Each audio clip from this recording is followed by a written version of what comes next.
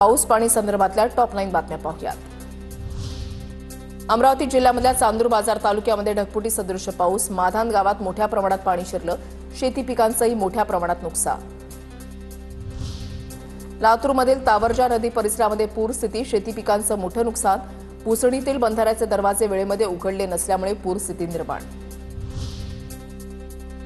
जालन्याच्या परतूरमध्ये जोरदार पावसाची हजेरी, टाकळीमधील कसुरा नदीला पूर, पुलावरून पाणी वाहत असल्यानं काही गावांचा संपर्क काही काळ तुटला।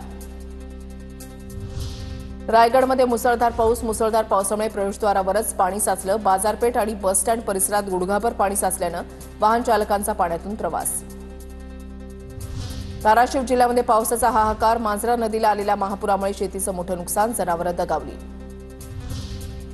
धाराशिव जिल्ह्यामध्ये जोरदार पाऊस, तिरणा नदीला पूर, तिरणा नदीच्या पाण्यानं टेंभोडी लातूर रोडवरील वाहतूक विस्कळीत, तर भूम तालुक्यामधल्या वंजारवाडी गावात विश्वरूपा नदीचं पाणी शिरलं। धाराशिवच्या सिरसावमध्ये चांदणी नदीला पूर, चांदणी नदीच्या पुराचं पाणी गावामध्ये शिरलं, शाळा दुकानांमध्ये पाणी शिरल्यानं नागरिकांचं मोठं नुकसान।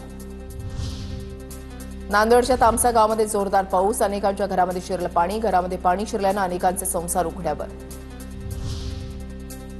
बीडमध्ये दमदार पावसाची हजेरी, पावसानं पाटोद्यामधल्या सौतडा धबधबा प्रवाहित, धबधबा पाहण्यासाठी पर्यटकांची मोठी गर्दी।